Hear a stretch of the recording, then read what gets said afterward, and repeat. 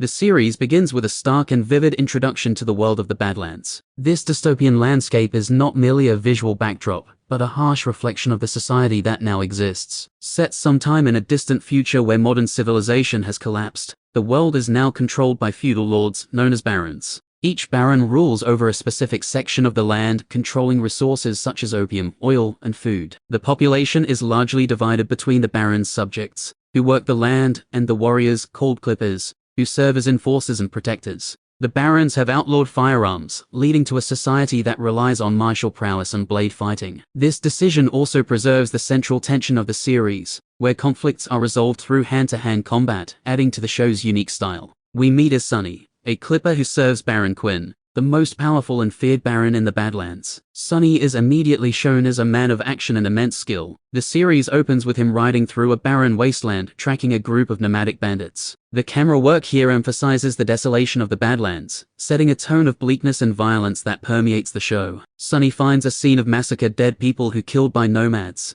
their bodies strewn across the dirt, signaling a brutal ambush. He dismounts and methodically investigates, using the tracking skills he has clearly honed over years of battle. His eyes remain emotionless, showing how desensitized he has become to death and violence. In a matter of moments, Sonny locates the bandits responsible. This fight scene is the first of many stunning martial arts sequences in the show. The choreography is highly stylized, showcasing not only Sonny's extraordinary skill, but also the tone of the show, which blends realistic combat with almost ballet-like movements. Sonny, wielding his signature sword, dispatches the group with ease. The combat is brutal, quick, and efficient, reminding the viewer that while Sonny is the protagonist, he is far from a conventional hero. He is a killer by trade, hardened and lethal. After eliminating the bandits, Sonny finds something unexpected: a young boy locked inside a wooden chest. This is our introduction to MK, a key character whose mysterious past and hidden powers will drive much of the narrative. MK immediately establishes himself as a survivor, desperate, wary, and secretive. He explains that he was being taken by the bandits on orders from the Widow, another baron who is rising to power. Sonny, intrigued but not entirely trusting the boy, takes him back to Quinn's fort. Life in Quinn's fort, a brutal hierarchy. As Sonny and MK ride back to Quinn's fort, the audience is introduced to the complex societal structure within the Badlands. The fort itself is more than just a physical stronghold. It represents Quinn's iron-fisted control over his subjects. From a distance, it appears almost idyllic, with vast fields of crops, workers laboring peacefully, and soldiers standing guard. However, as we delve deeper into this environment, it becomes clear that this peace is maintained through fear, loyalty, and violence. Inside the fort, Quinn commands absolute loyalty from his followers, particularly his clippers, who are trained from childhood to be both deadly and obedient. The clippers are not allowed to leave Quinn's service, bound by their tattoos, marks of their kills that cover their bodies. Sonny is Quinn's regent. The highest-ranking clipper bears hundreds of tattoos, a testament to the many lives he has taken in Quinn's name. The hierarchical structure of Quinn's world is rigid. The clippers hold a privileged yet dangerous position. They are both respected and feared, but they are also expendable. Cult trainees, young boys being groomed to become clippers, train under the brutal guidance of Sonny and other seasoned fighters. These boys are taught that loyalty to Quinn is paramount, and failure is met with harsh punishment. In a key scene, MK is introduced to the life of a cult. He is thrown into the barracks with the other boys, who quickly begin sizing him up. MK, although physically weaker than many of the other recruits, is quick to defend himself, demonstrating that he has a survival instinct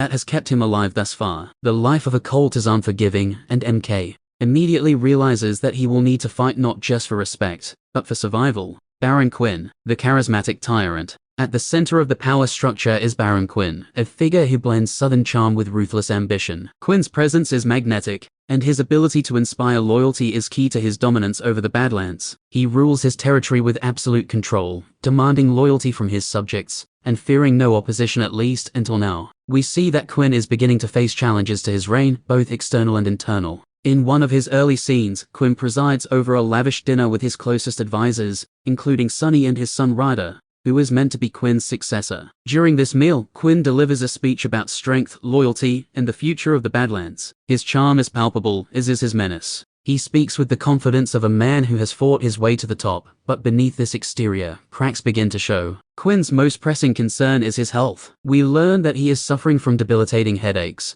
which are later revealed to be caused by a terminal brain tumor. This revelation adds a layer of vulnerability to Quinn's otherwise invincible persona. Quinn refuses to acknowledge weakness, seeing it as a threat to his power. His determination to maintain control, even as his body fails him, drives him to make increasingly dangerous and reckless decisions. One of the most telling moments of Quinn's descent is when he brutally executes one of his own clippers, to send a message to his enemies and his followers alike. This act of cruelty underscores his willingness to sacrifice even his most loyal subjects to maintain his grip on power. Sonny's inner conflict. The desire for freedom. Sonny's journey in this episode is not just physical but emotional. He is introduced as Quinn's most trusted and deadly clipper, but it soon becomes clear that he is no longer content with this life. Sonny's character is defined by a growing sense of disillusionment with the violent world he inhabits. Despite his skill as a warrior, he is haunted by the lives he has taken and the fact that he is trapped in this cycle of violence. This inner conflict is deepened by his secret relationship with Vale,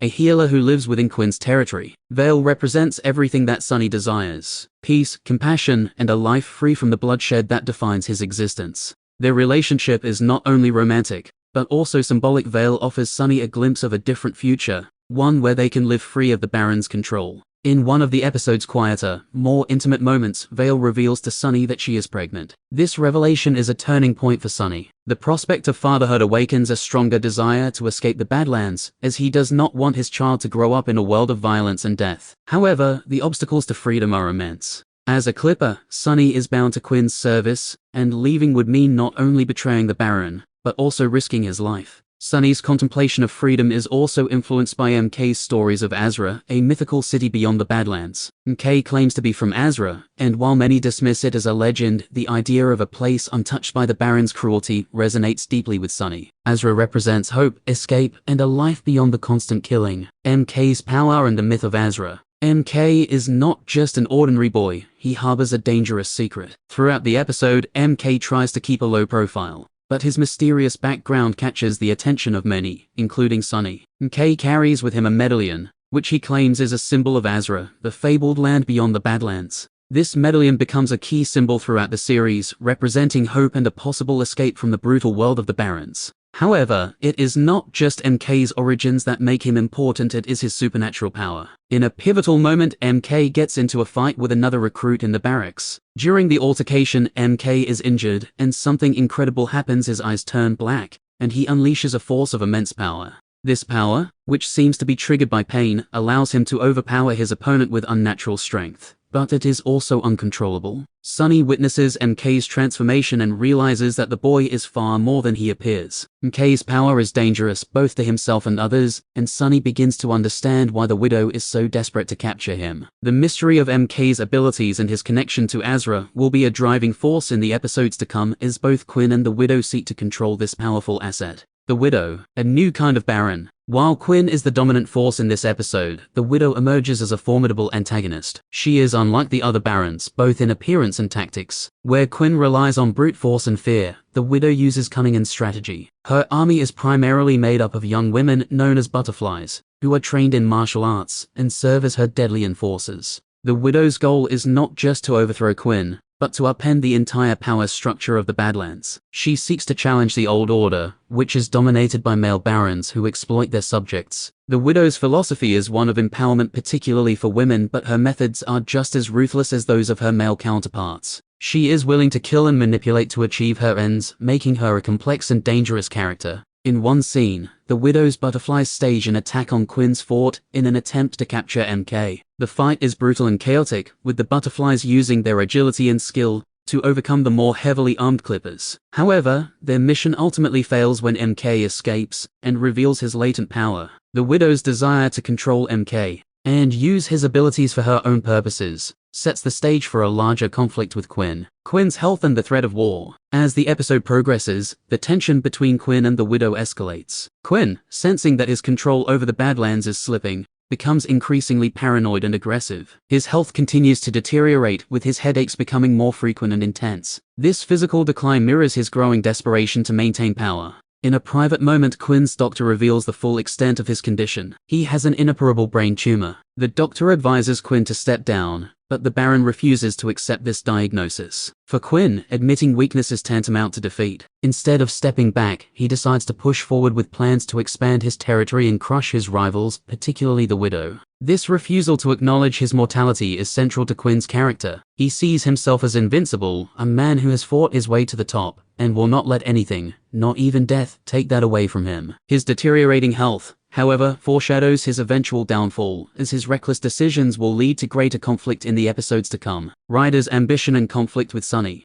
Another key relationship in the episode is between Sunny and Ryder, Quinn's son. Ryder is clearly frustrated by his father's favoritism towards Sunny, who has risen to become Quinn's most trusted clipper. While Ryder is technically the heir to Quinn's empire, he feels overshadowed by Sunny's competence and loyalty. This resentment drives much of Ryder's character arc as he seeks to prove himself worthy of his father's legacy. Ryder's relationship with Quinn is strained. While Quinn sees Sunny as a reliable and capable ally, he views Ryder as a disappointment, too weak and impulsive to lead. Ryder, desperate to gain his father's approval, begins plotting his own rise to power. This dynamic between father and son adds another layer of tension to the episode as Ryder's ambition threatens to destabilize the already fragile balance within Quinn's inner circle. In one scene, Ryder confronts Sunny, questioning his loyalty to Quinn, and accusing him of holding too much power. Sunny, ever the calm and composed warrior, dismisses Ryder's insecurities, but it is clear that the tension between them will only grow. Ryder's jealousy and ambition will eventually lead him down a darker path,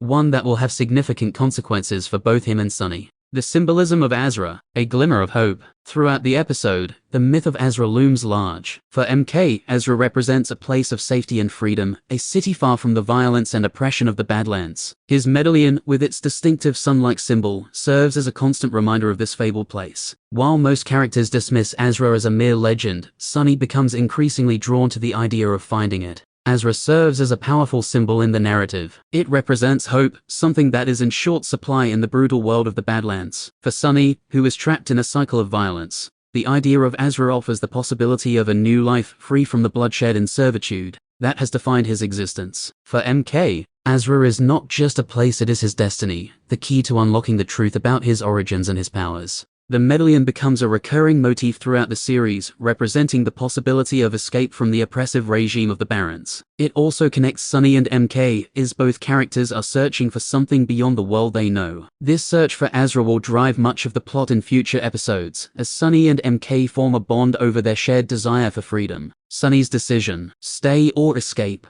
The episode ends with a moment of quiet reflection for Sunny. Standing on the walls of Quinn's fort, he gazes out over the Badlands, contemplating his future. His internal conflict is palpable. He is torn between his loyalty to Quinn and his desire to escape the life of a clipper. The revelation that Vale is pregnant has intensified his need to find a way out, but the path to freedom is fraught with danger. Sunny's decision is not just about his own survival, it is about the kind of life he wants for his child. He knows that staying in the Badlands means continuing the cycle of violence, but leaving would require him to betray the man who has given him everything. This moral dilemma is central to Sunny's character arc as he grapples with the cost of loyalty and the price of freedom. As the episode fades to black, the audience is left with a sense of anticipation. Sunny's journey is just beginning, and the stakes will only get higher as he navigates the treacherous world of the Badlands. Will he choose to remain loyal to Quinn, or will he risk everything to find Azra and build a new life for his family? This question will drive the narrative forward, setting the stage for the epic battles and moral conflicts to come.